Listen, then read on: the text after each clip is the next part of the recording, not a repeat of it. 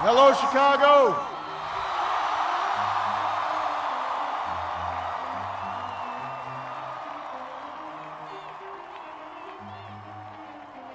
If there is anyone out there who still doubts that America is a place where all things are possible, who still wonders if the dream of our founders is alive in our time, who still questions the power of our democracy, tonight is your answer.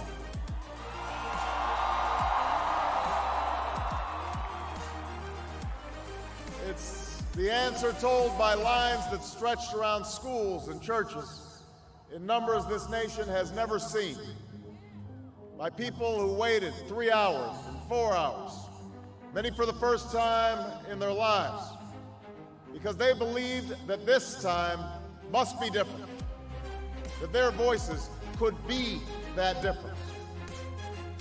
It's the answer spoken by young and old, rich and poor, Democrat and Republican, black, white, Hispanic, Asian, Native American, gay, straight, disabled and not disabled, Americans who sent a message to the world that we have never been just a collection of individuals or a collection of red states and blue states. We are and always will be the United States of America.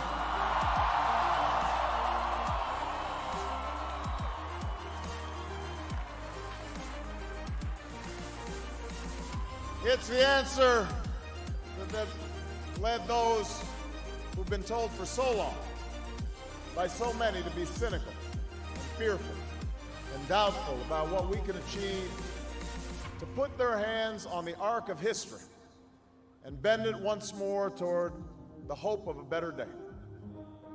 It's been a long time coming, but tonight, because of what we did on this day, in this election, at this defining moment, change has come to America.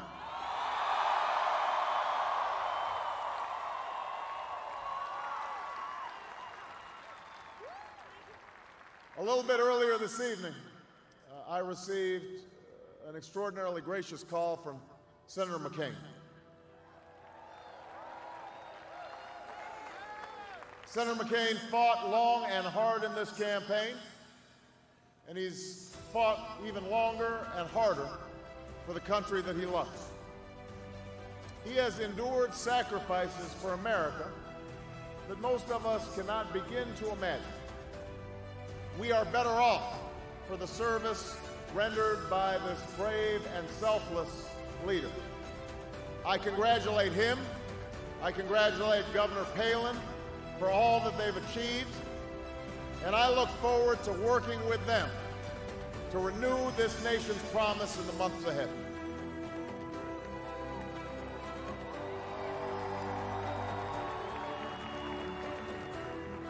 I want to thank my partner in this journey, a man who campaigned from his heart and spoke for the men and women he grew up with on the streets of Scranton and rode with on the train home to Delaware, the Vice President-elect of the United States, Joe Biden.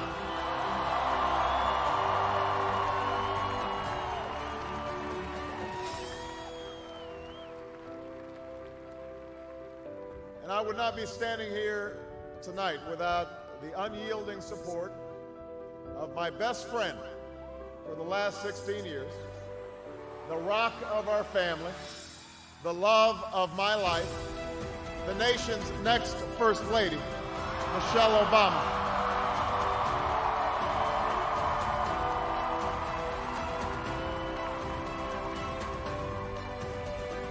Sasha and Malia, I love you both more than you can imagine.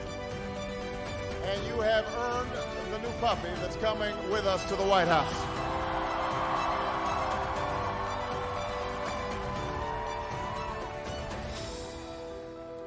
And while she's no longer with us, I know my grandmother's watching, along with the family that made me who I am. I miss them tonight. I know that my debt to them is beyond measure. To my sister Maya, my sister Alma, all my other brothers and sisters, thank you so much for all the support that you've given me. I am grateful to them.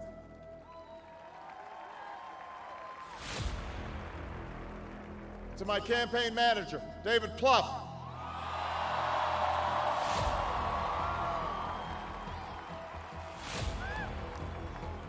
the unsung hero of this campaign, who built the best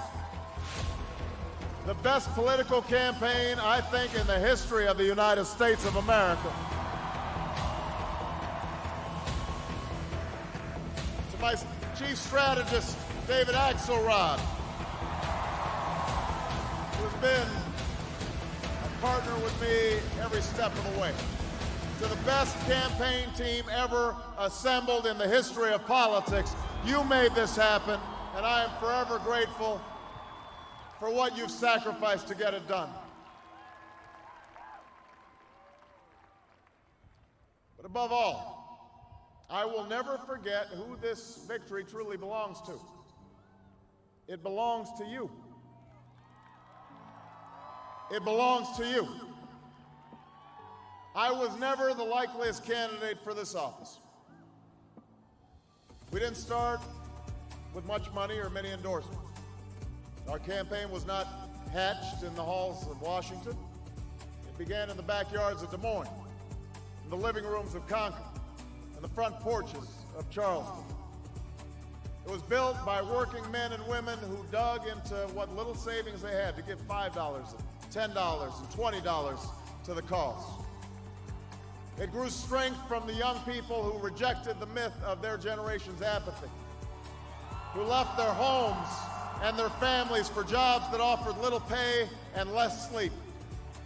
It drew strength from the not-so-young people who braved the bitter cold and scorching heat to knock on doors of perfect strangers, and from the millions of Americans who volunteered and organized and proved that more than 2 centuries later, a government of the people, by the people, and for the people has not perished from the earth. This is your victory.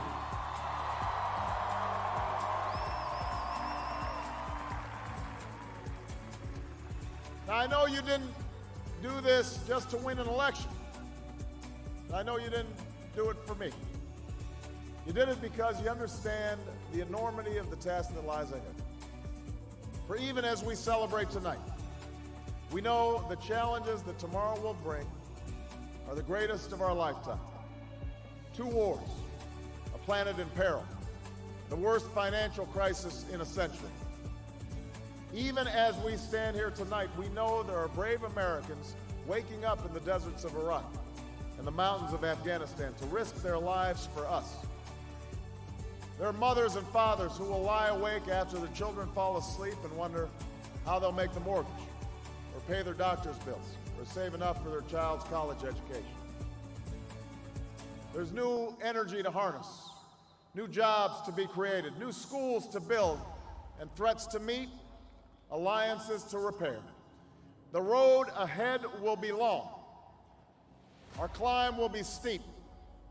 We may not get there in 1 year or even in 1 term. But America, I have never been more hopeful than I am tonight that we will get there. I promise you, we as a people will get there.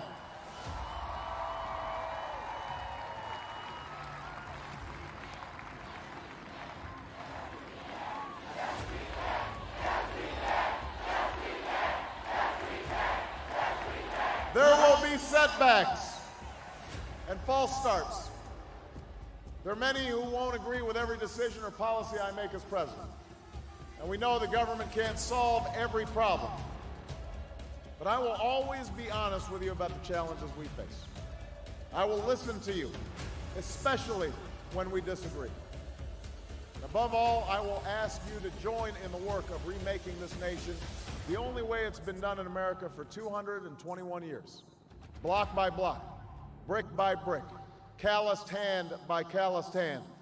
What began 21 months ago in the depths of winter cannot end on this autumn night. This victory alone is not the change we seek. It is only the chance for us to make that change. And that cannot happen if we go back to the way things were. It can't happen without you, without a new spirit of service, a new spirit of sacrifice. So let us summon a new spirit of patriotism, of responsibility, where each of us resolves to pitch in and work harder and look after not only ourselves but each other. Let us remember that if this financial crisis taught us anything, it's that we cannot have a thriving Wall Street while Main Street suffers. In this country, we rise or fall as one nation, as one people. Let's resist the temptation to fall back on the same partisanship and pettiness and immaturity that has poisoned our politics for so long. Let's remember that it was a man from this state who first carried the banner of the Republican Party to the White House, a party founded on the values of self-reliance and individual liberty and national unity. Those are values that we all share. And while the Democratic Party has won a great victory tonight, we do so with a measure of humility and determination to heal the divides that have held back our progress.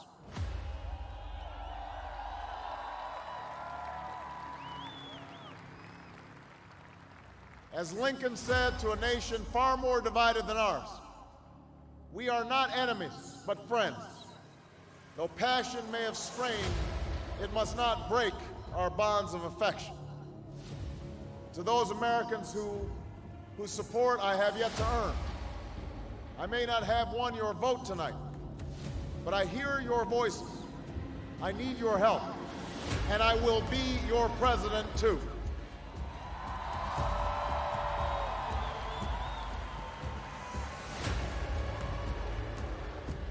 And all those watching tonight from beyond our shores, from parliaments and palaces, to those who are huddled around radios in the forgotten corners of the world, our stories are singular, but our destiny is shared. The new dawn of American leadership is at hand.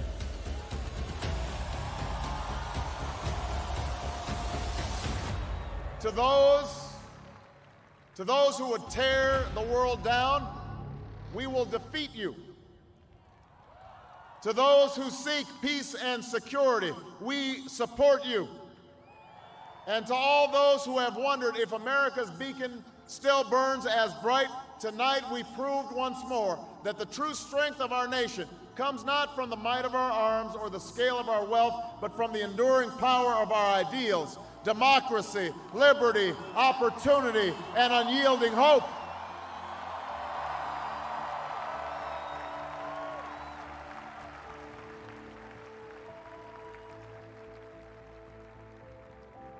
That's the true genius of America, that America can change. Our union can be perfected. What we've already achieved gives us hope for what we can and must achieve tomorrow. This election had many firsts and many stories that will be told for generations, but one that's on my mind tonight is about a woman who cast her ballot in Atlanta. She is a lot like the millions of others who stood in line to make their voice heard in this election, except for one thing. Ann Nixon Cooper is 106 years old. She was born just a generation past slavery, a time when there were no cars on the road or planes in the sky, when someone like her couldn't vote for two reasons: because she was a woman and because of the color of her skin. And tonight, I think about all that she's seen throughout her century in America: the heartache and the hope, the struggle and the progress, the times we were told that we can't, and the people who pressed on with that American creed: yes, we can. At a time when women's voices were silenced and their hopes dismissed, she lived to see them stand up and speak out and reach for the ballot: yes, we can. When there was despair in the Dust Bowl and depression across the land, she saw a nation conquer fear itself with a new deal, new jobs, a new sense of common purpose: yes, we can. When the bombs fell on our harbor and tyranny threatened the world, she was there to witness a generation rise to greatness and a democracy was saved: yes, we can. She was there for the buses in Montgomery, the hoses in Birmingham, a bridge in Selma, and a preacher from Atlanta who told the people that we shall overcome. Yes, we can. A man touched down on the moon. A wall came down in Berlin. A world was connected by our own science and imagination. And this year, in this election, she touched her finger to a screen and cast her vote.